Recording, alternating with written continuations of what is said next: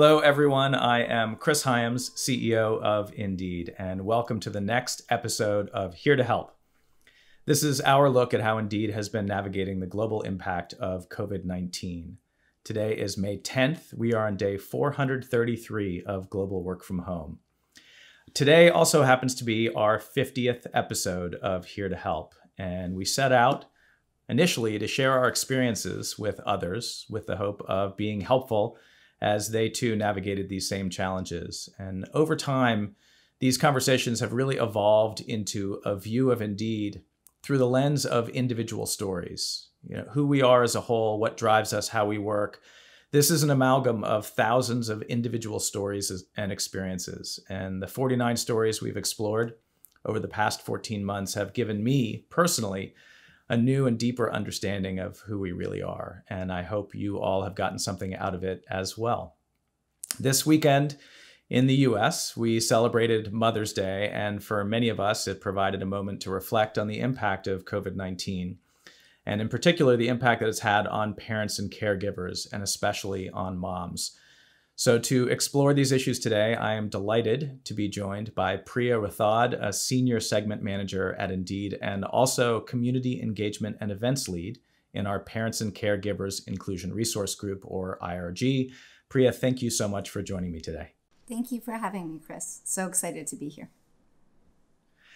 Well, we always start off these conversations with a simple question of how are you doing today, right now? And I'll just add to that, how was your Mother's Day? It was wonderful. I got to sleep in until 8:30, which is unheard of. And so I am feeling very refreshed and ready to go. I had a wonderful day with my husband and 3 kids and some extended families. So it was a lovely day. And now I am excited to start Mother's Monday talking to you. Fantastic. Well, you, I know in our conversation before, you've had 2 children before and then had another child during COVID.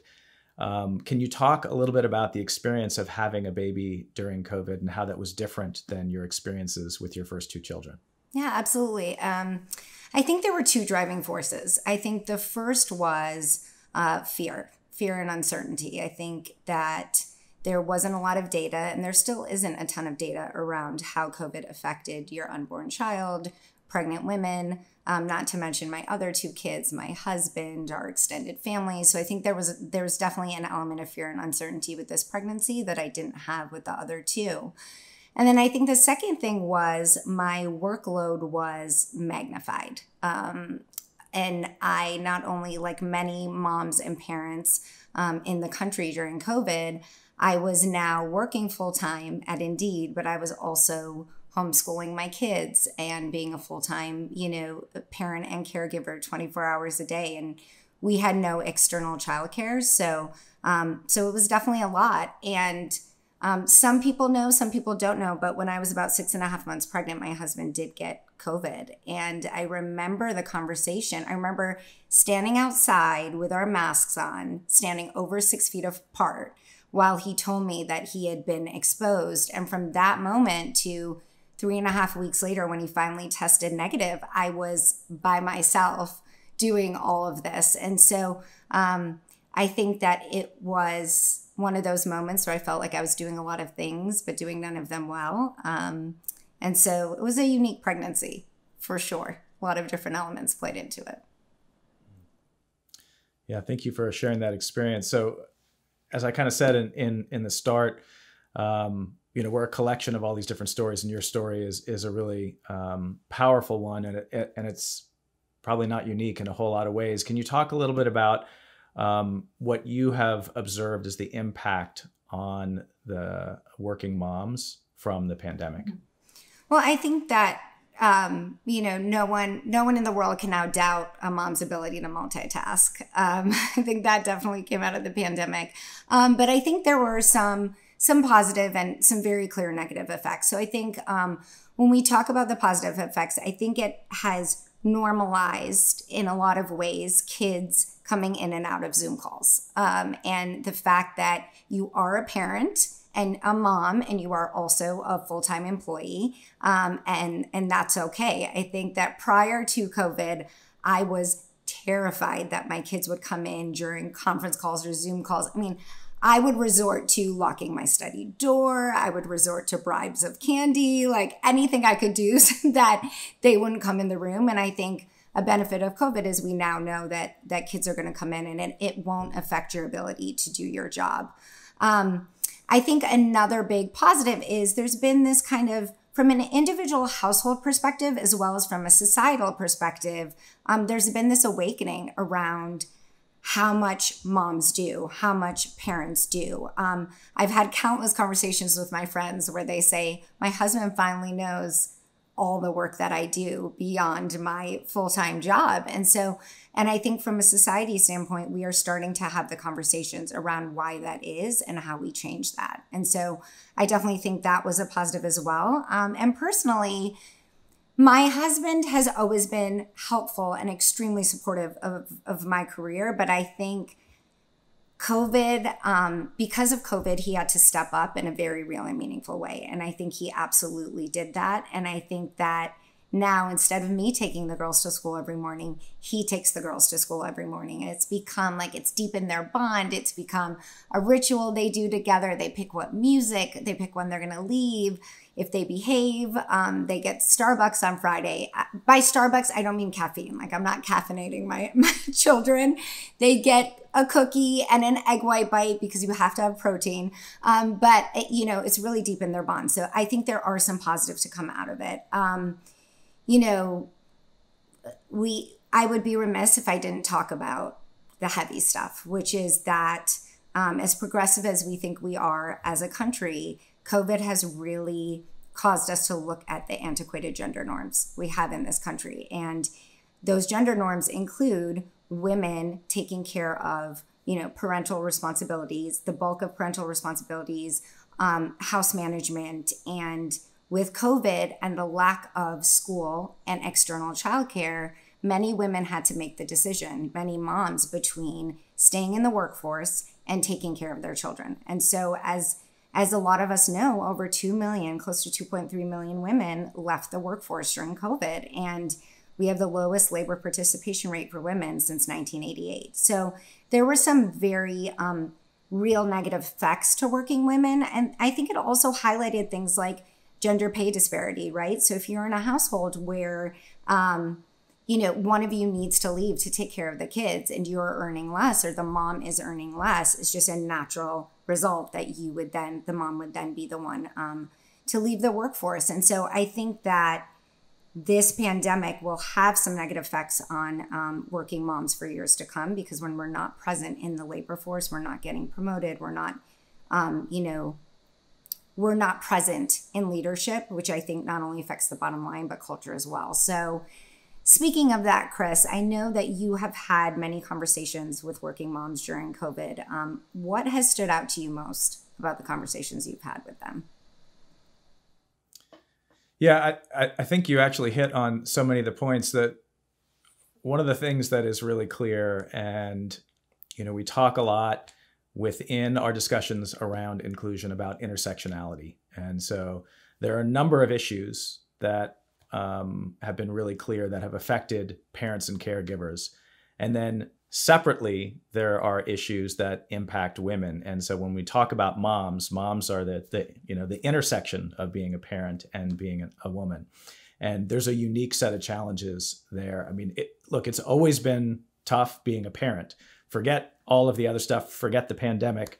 Being a parent has a significant number of challenges. Being a working parent has a number of challenges on top of that.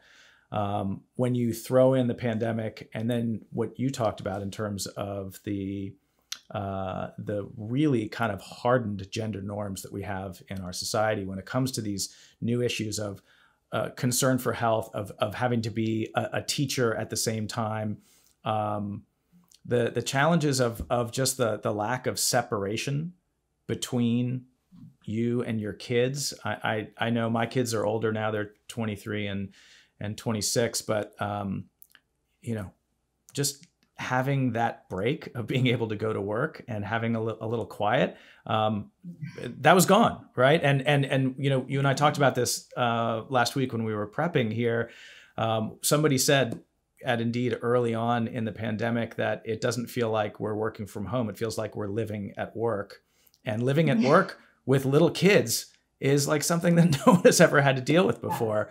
But the other thing that's really clear, so when we look at that intersection between being a parent and caregiver, being a woman, and then being part of the workforce here, is that that sense of judgment that has been, so pervasive in terms of culturally what we think that other people might be thinking about us at any point in time, and working mothers, that has been just a foundation of that experience for as long as mothers have been working, and at the same time dealing with the judgment that people have for themselves. And so you've got really a unique set of challenges that have come together to make this, I think, probably one of the most challenging times for working moms at any point in history.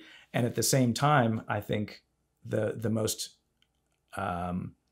inspiring thing for me, I think, is that how front and center that discussion has been. So rather than being something that I think people are dealing with completely on their own and having to shoulder without any recognition, the exposure that we have every day through the rectangles on the Zoom screen to what's going on in everyone's life individually, I think has raised a new set of awareness to these challenges.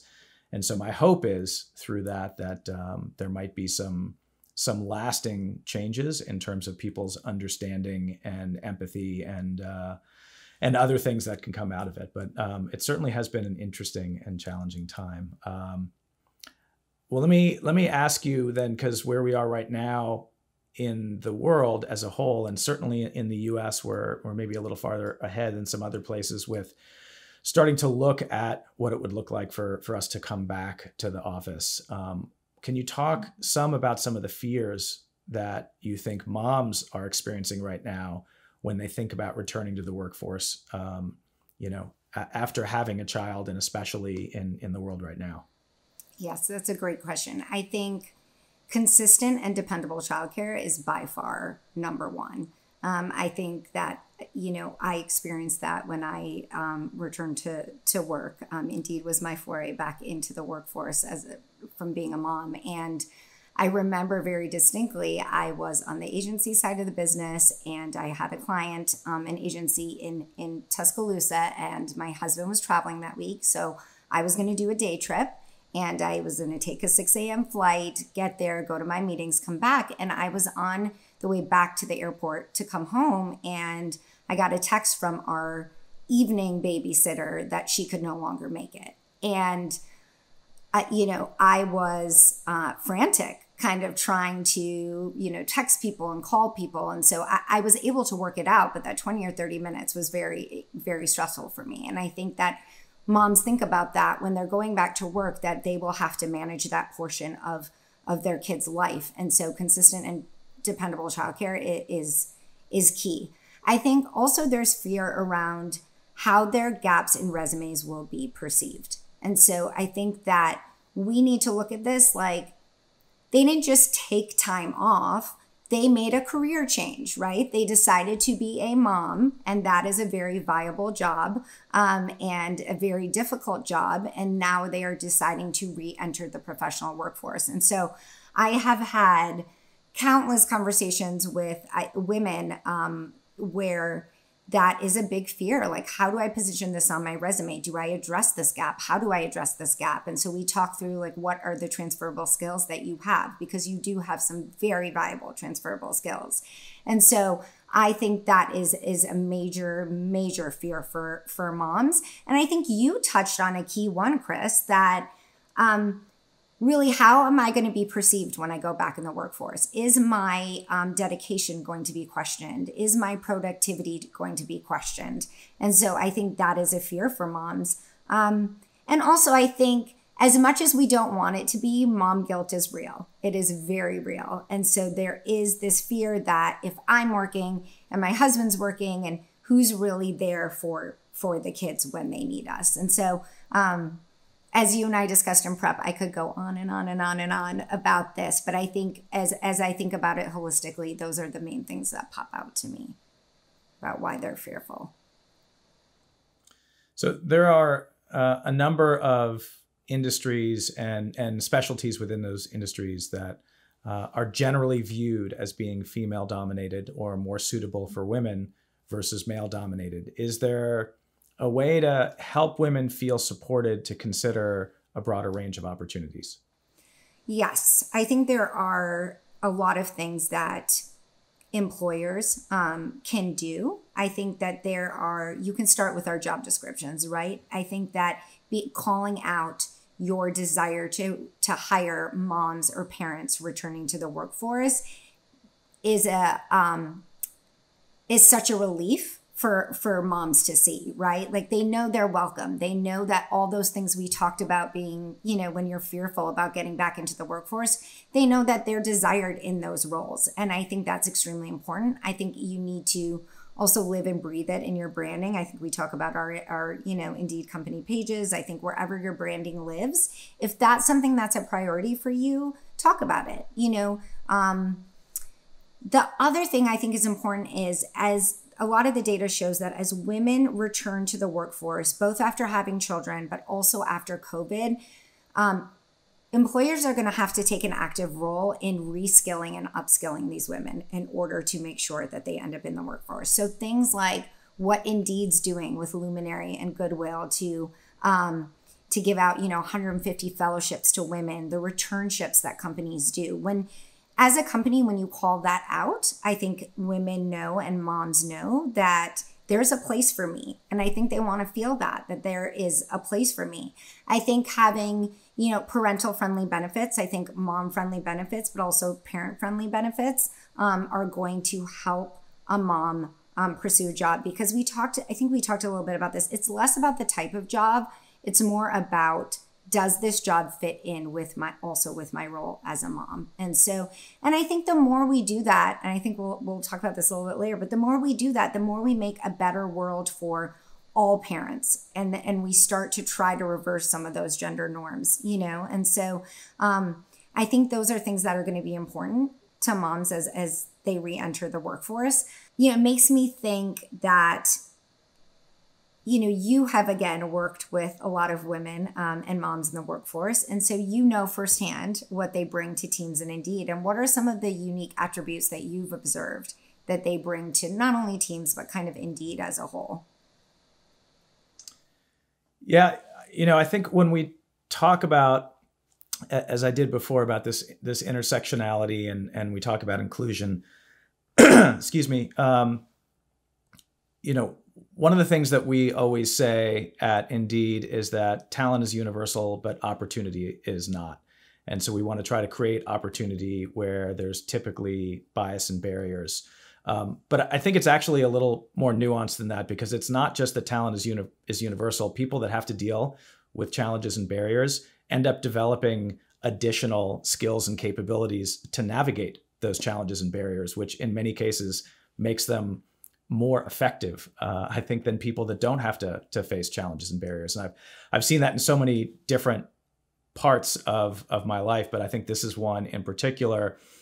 When you look at people who have to deal with additional challenges, the two key capabilities that they develop are resilience and empathy. And so, you talked about this earlier before in terms of some of the things that you and other working moms have had to deal with. And it's managing time and complexity and resourcefulness, dealing with different types of personalities. Kids are certainly good training for that. Some of the people who, when I look around at Indeed, who are the people who I think are the most effective in terms of just how much they get done, they're almost all moms. And so there's that resourcefulness, but the other piece is the empathy. And I think that working, a workforce is a community, and being any part of any working community, one of the most incredibly valuable characteristics is the ability to see beyond the surface, to understand that everyone has more to them than just what you're seeing in terms of what they're saying or what they're doing. And facing the kind of challenges that working moms, especially during COVID, have had to deal with, I think it a natural empathy is something that just comes from that, which makes the ability to collaborate and work in a complex environment with a variety of different people just something that you're possibly just more well adapted to and suited to than others. And so those are some of the things that I've seen firsthand, and I think we're going to see a lot more of that as the next couple of years start to unfold. One thing I guess I'd love to do is just to shift gears a little bit to talk about you and your experience at Indeed. You have a really interesting journey here from where you started to coming to pitch at the Indeed Incubator, which is our essentially our internal venture capital model for funding new ideas. And you came and pitched an idea to myself and some of the other executives, and that ended up leading to your current work on the segmentation team. Can you talk a little bit about your experience there? Sure, I would love to. So 5.5 years ago, I was a mom trying to return to the workforce. And so I had, I was doing some part-time work, but I really wanted to re-enter full-time.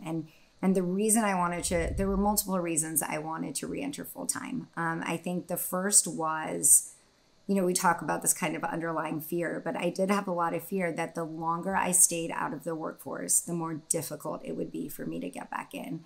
And so I just kind of felt this pressure to get back in. And it was also echoed by my family. I grew up, my father was both immigrant parents. My father was an engineer, went into supply chain. My mother did her double master's in elementary and special education while working full time while we were little and my father was traveling. I don't know how she did that. But I come from a family that was, and my sister's one of the only female chief revenue officers nationally. Very much the sentiment I was hearing from them was like, tick-tock, Priya, like get back in, because if you don't, you may never be able to. And so I went through all the things that moms go through when they're trying to get back in, right? How do I position this on my resume? What if people don't see in me what I know I bring to the table? And what if I don't have those skills anymore? And just spoiler alert, I absolutely did. I came back in, it was like I picked up where I left off.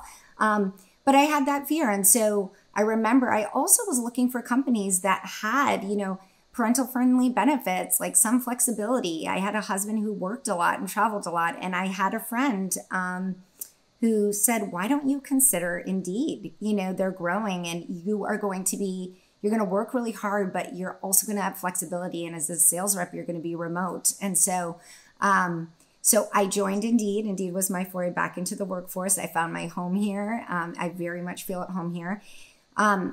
3 years into sales at Indeed, I was having these conversations I talk about, right? Like women wanting to re-enter. How can they re-enter? And I kind of had this aha moment. I work at a company that helps people get jobs. Like we should have a voice in this conversation. And so I started doing the research, and it made me even more passionate, and also was a little disheartening when you think about, the motherhood penalty and, kind of all the women that are exiting. And so I decided to pitch this idea to the incubator of a platform for women returning to the workforce. And so pitched it to you and some other senior executives, made it to the final round. And the feedback I received was, we love this idea. We think it belongs with this newly created segments team, and we should capitalize on the depth and breadth of Indeed and our reach, And so after I processed my disappointment, and I did have to process it, took me a couple of days, I called my sister, and she is very much a tough love person. She's not the person you call when you want someone to say, oh, sweetie, I'm so sorry. She's the person you call when you want to kick in your behind. And that is exactly what she did. She said, so, okay, you got this directive. What are you going to do about it? How much do you care about this? Reach out to this team. And so with the support of my incubator coach, Courtney Tulig, she knew Jan Schruer, who ran the team at the time, reached out to him. And to his credit, he immediately assigned a segment manager to it. I started doing this work while I was doing my sales job. My director was very supportive. Sherry Nguyen, who's a marketing genius, joined and volunteered her time. And we were this 3-woman team trying to just get things done and follow this process. And so we got to the point of a landing page and kind of stalled a little bit. I got pregnant, COVID hit, all of these things happened, went on maternity leave and came back. And Matthew Clark, who runs the segmentation team, had kind of kept this parents and caregivers segment alive. And so we talked. I interviewed for an open senior segment manager position, and now I am on the segmentation team. And for me, that was like a job that came down from the heavens. Like, I have always had this feeling of like, how can I be more of service? How can I do work that's more of service? And in this role, being closer to the job seeker and underserved audiences, I very much feel like I am. So, very long story for you, Chris, but that's how I ended up here. Well, it's a great story for me for a couple of reasons. One is I always like to say I want everyone's next job to be at Indeed, and you're a perfect example of that. But also, it's just a great story for me of innovation, because you got this idea out there, but the point was that actually within our core platform, we could help a whole lot more people, we thought, than by changing our core product than just building something off to the side. But since you mentioned it several times, this segmentation team, I'd imagine most people at Indeed and certainly those outside don't know exactly what that is. Can you explain a little bit about what the segmentation team does, and to help understand how focusing on parents and caregivers within that could help so many millions of people? Yeah, absolutely. And thanks for asking that. I think that, so the segmentation team, I think at Indeed, we're out there to help, all people get a job. And so segmentation, what we try to do is make the experiences, whether they're for a particular occupational segment, like a nurse or a truck driver, or a particular demographic segment, like parents and caregivers returning to the workforce, veteran spouses, etc. We want to make the experience make sense for them. So we're trying to influence product changes that help those audiences. And I'll give you an example of that. When COVID hit last March, people were looking for more remote jobs. And that ended up becoming a psychographic segment. And so the team helped influence a change where, when you look for jobs on the search engine results page, there's a drop down for whether the job is remote or temporarily remote due to COVID. So I think what we're trying to do is make sure the experience makes sense for particular occupational, demographic, psychographic segments. That's great. So we keep talking about this all for quite a bit of time, but as we're winding down in time, I want to get to really just your thoughts and your vision for the future about what would a better world of work look like for women? Yeah. So my older daughter has this book she loves called If I Built a School his name is Chris Van Dusen, but it's really about from a kid's point of view if they were to build a school. And so I always think about that book, because if I was building a better world of work for women, there's so many things that go into that. And first is something I've experienced at Indeed in the job seeker org, and that is calendar transparency. I think that what has been so comforting to me is that both men and women feel very comfortable. Our calendars are open, but putting things like school pickup, kids' doctor's appointment, kids' event, family time. And I think that when we do that, it gives everyone permission to put those things on their calendar. But then to what you've said as well, Chris, it helps to reverse these antiquated gender norms. Like if a woman feels comfortable doing that and a father feels comfortable doing that, or any parent and caregiver, then we work towards making caregiving a joint responsibility. And so I think that is extremely important. I think also, childcare. If I've said it once, I think that having that type of assistance, whether it's from an employer perspective or, through the American Families Plan that's going on now, talking about, universal preschool and quality childcare, no matter what your income level it is, like that is something women and parents want. That helps them do their job and do it well. So I think that's really important. And I think normalizing work-life flexibility, I think work-life balance and also flexibility that we've had and not had during COVID. But I think that if we normalize that for all employees, it helps everyone. It helps moms, it helps women, it helps parents, it helps everyone. And I think that's really important. And then I think lastly, like as a society, we need to value caregiving, parenting and caregiving. Like this is something that is hard work. It is something that helps our society continue as it does today. And so for me, those are 4 major things that would contribute to a better world of work for women. That's great. Well, so as a final question, I always like to ask, what in this experience over the last 14 months has given you some reason to feel optimistic for the future?